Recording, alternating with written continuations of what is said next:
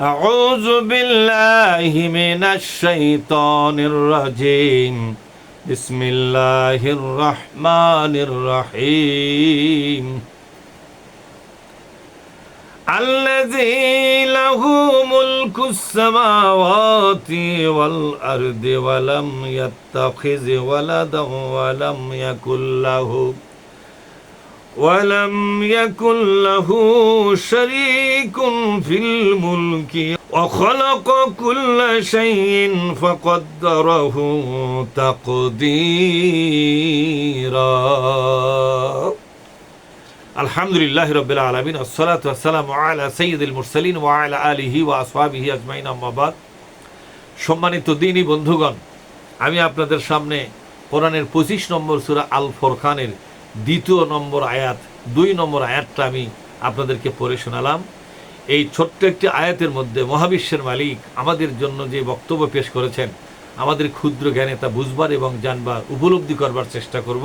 ওমা তৌফিকি ইল্লা বিল্লাহ। আল্লাহ পাক বলছেন, আল্লাযী লাহু মুলকুস সামাওয়াতি ওয়াল আরদি, তিনি এমন এক আল্লাহ যার হাতে আসমান সমূহ এবং জমিনের সকল ক্ষমতা, সকল আধিপত্য, সকল সার্বভৌমত্ব যে আল্লাহর হাতে এককভাবে বিরাজমান, এককভাবে তার হাতেই আছে। তিনি হচ্ছেন আমাদের আল্লাহ রব্বুল আলামিন। এখানে সামাওয়াতিন, এখানে আকাশটাকে বহু বচন করে ব্যবহার করা হলো। আমরা যে আকাশটা দেখতে পাই এটা হলো প্রথম আকাশ, এরপরে আর একটা আকাশ আছে ওপরে।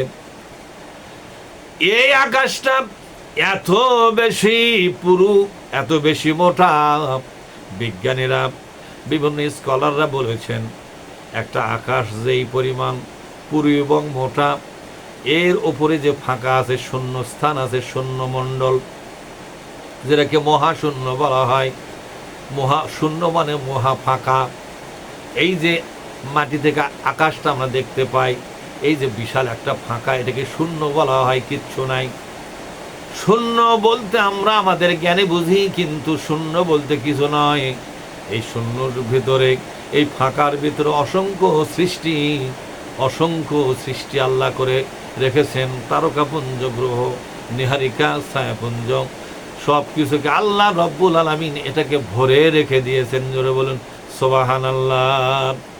এই যে মহাশূন্য, এই মহাশূন্য যতখানি মোটা, ঠিক তেমনি একটা আসমানের পুরু এবং মোটা সেই পরিমাণ। ওই আকাশের ওপর থেকে আর একটা মহাশূন্য পাওয়া যাবে। ওই মহাশূন্যটা একটা আকাশের মোটার পরিমাণ এত বড়, তাহলে আকাশটা কতখানি মোটা হতে পারে, কতখানি পুরু হতে পারে। এইভাবে একটা একটা করে 7টা আকাশকে আল্লাহ পাক সাজিয়েছেন। এই 7টা আকাশকে পরিবেষ্টন করে আছে আল্লাহ পাকের আরশে আজিম। তাহলে আরশে আজিম কত বড় হবে। এই জন্য একটা আকাশের কাছে আর একটা আকাশ একটা মার্বেল পাথরের মতো। প্রথম আকাশটা দ্বিতীয় আকাশের কাছে একটা মার্বেল পাথরের মতো, দ্বিতীয় আকাশ তৃতীয় আকাশের কাছে একটা মার্বেল পাথরের মতো, তৃতীয় আকাশ চতুর্থ আকাশের কাছে একটা মার্বেল পাথরের মতো, চতুর্থ আকাশ পঞ্চম আকাশের কাছে একটা মার্বেল পাথরের মতো, পঞ্চম আকাশটা ষষ্ঠ আকাশের কাছে একটা মার্বেল পাথরের মতো, ষষ্ঠ আকাশ সপ্তম আকাশের কাছে একটা মার্বেল পাথরের মতো, সপ্তম আকাশটা আল্লাহ পাকের আরশে আজিমের কাছে ক্ষুদ্র একটা মার্বেল পাথরের মতো। তাহলে আল্লাহ পাকের সৃষ্টি সম্পর্কে চিন্তা করলে মাথায় ছোট্ট একটি মাথা খেলবে না। শুধুমাত্র আল্লাহকে বলা যাবে সুবহানাল্লাহ।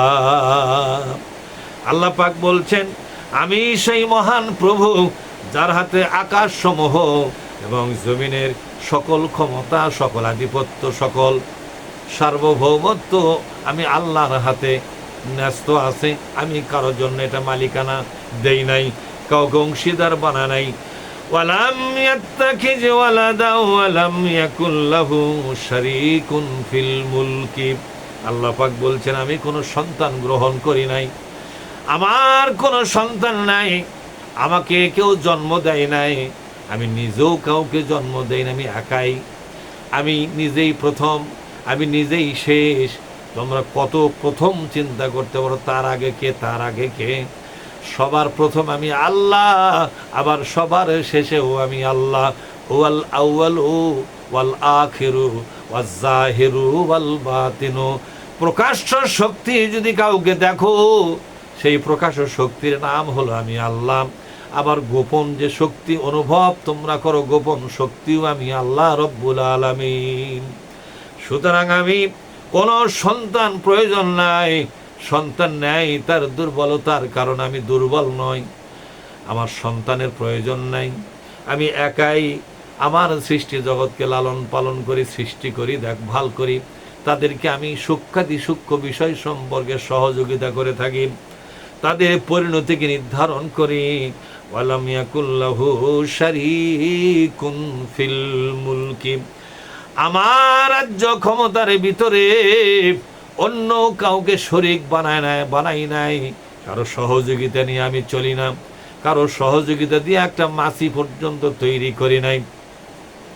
মাটিও তৈরি করেছি কারো সহযোগিতা ছাড়াই, কোনো উপকরণ ছাড়াই। আকাশ ও জমিন সকল সৃষ্টি, পানি বাতাস যা দেখতে পাচ্ছ, অনুভব করতে পারো, সবটুকু আমি একাই আল্লাহ সৃষ্টি করেছি। কারো কোনো ভাগ নাই, অংশীদার নাই, এবং কারো কোনো প্রয়োজন নাই। কারো দিকে আমি মুখাপেক্ষী নয়। আল্লাহুস সামাদ, আল্লাহ হচ্ছেন মুখাপেক্ষিতা মুক্ত। ওয়ালাম ইয়াকুল্লাহু কুফুয়ান আহাদ, আল্লাহর সমকক্ষ হওয়ার মতো কেউ নাই। সুবহানাল্লাহ।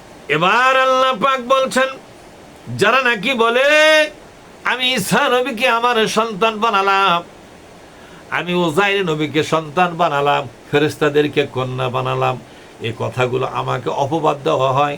আমার উপরে মারাত্মক একটা মিথ্যা কথা আমার উপরে চাপিয়ে দেওয়া হয়। কিয়ামতের দিন আমি তাদেরকে জিজ্ঞাসা করব, যারা বলেছিলে কোনো মানুষ আমার সন্তান, ছেলে সন্তান, ফেরেশতারা আমার মেয়ে সন্তান, এ কথাগুলো প্রমাণ দাও। প্রমাণ দিতে যদি ব্যর্থ হও, অবশ্যই ব্যর্থ হবে, যেহেতু আমার কোনো সন্তান, মানব জাতি কেন কোনো সন্তানই আমার নাই। আমি সন্তান গ্রহণও করি না, ছেলে বা মেয়ে কোনোটাই নয়। আমার স্ত্রীর প্রয়োজন নাই, এগুলো তোমাদের প্রয়োজন, আমার নয়। আমি সৃষ্টিকর্তা।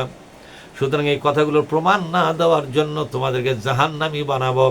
প্রমাণ দেওয়ার কোনো ক্ষমতা কারো কোনো দিন থাকবে না। এবার আল্লাহ তাআলা বলছেন, অখলাকুম কুল্লা শাইইন, আমি আল্লাহ রব্বুল আলামিন কেন সন্তান নিব? আমি তো সব কিছুই তৈরি করতে পারি, সৃষ্টি করতে পারি। সন্তান নিতে গেলে একজন বউ লাগবে, তার আবার দীর্ঘদিন পর্যন্ত অপেক্ষা করা লাগবে সন্তান তার পেটের মধ্যে পরিপুষ্ট হওয়ার জন্য। আমি আল্লাহ ওগুলো ঝামেলার মধ্যে যাই না। আমি নিজেই যা আমার প্রয়োজন সবটুকু আমি সৃষ্টি করে ফেলি, যেহেতু আমি খালেক। সব কিছু মশা মাছি থেকে শুরু করে একটা ব্যাকটেরিয়া পর্যন্ত আমি আল্লাহ নিজের হাতে তৈরি করেছি। এই পৃথিবীতে মানুষ যা নিজের চোখে দেখে, যা মেশিন দিয়ে দেখে, যা কল্পনা রাজ্যে দেখে, যা কিছু অনুভব করে, সবটুকুন সৃষ্টি করা আমি একা আল্লাহর দায়িত্বেই করেছি। শুধু তাই নয়, ফাকদ্দারাহু তাকদীরা, যত সৃষ্টি করেছি সেই সৃষ্টিগুলোর শরীর কেমন হবে এটা তার তাকদীর। তাকদীর মানে হলো তার জীবন চক্র কেমন হবে, তার বেঁচে থাকা কতদিন হবে, কি পরিমাণ রিজেক খাবে, কোন ধরনের খাবার তার রিজেক হবে, কোথায় তার বসবাসের জায়গা হবে, পানি হবে না বাতাস হবে, আগুন হবে না মাটি হবে, না গর্ত হবে না বাড়িঘর হবে, না পাহাড় পর্বত, নাকি মরুভূমি বালুর মাঝে, কোথায় তার বসবাস হবে, কি তার রিজেক হবে, সবটুকুন ভাগ্য এবং তাকদীরকে আমি আল্লাহ সকল জীবের জন্য তৈরি করে ফেলেছি। সুবহানাল্লাহ। সুতরাং এই পৃথিবীতে কোন সৃষ্টি কোথায় থাকবে, কোন সৃষ্টি কোন জমিনের নাগরিক হবে, সবটুকু আমি আল্লাহ নির্ধারণ করি। কোন জীবের বসবাস পানিতে, কোন জীবের বসবাস বালুতে, কোন জীবের বসবাস কাদর ভিতরে, কোন জীবের বসবাস শুধু বাতাসে, কোন জীবের বসবাস শুধু আগুনের ভিতরে, কোন জীবের বসবাস এই মহাশূন্যের উড়ন্ত অবস্থায় হবে, কার কেমন রেজেক হবে, কে কতদিন দুনিয়ায় থাকবে, কে কার মা হবে, কে কার বাবা হবে, কে কোন গ্রামের কোন দেশের নাগরিক হবে, কোথায় কার জন্ম হবে, ভূমিষ্ঠ হবে, এ সকল তাকদীর, সকল ব্যবস্থাপনা আমি আল্লাহ সকল সৃষ্টির জন্য একাই লিপিবদ্ধ করে দিয়েছি।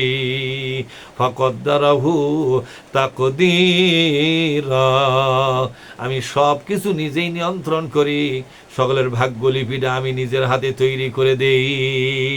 মহাবিশ্বের মালিক আল্লাহ পাক আমাদেরকে আয়াত থেকে শিক্ষা নিয়ে নিজের জীবনকে ধন্য করবার তৌফিক দান করুন। আমিন, আল্লাহুম্মা আমিন।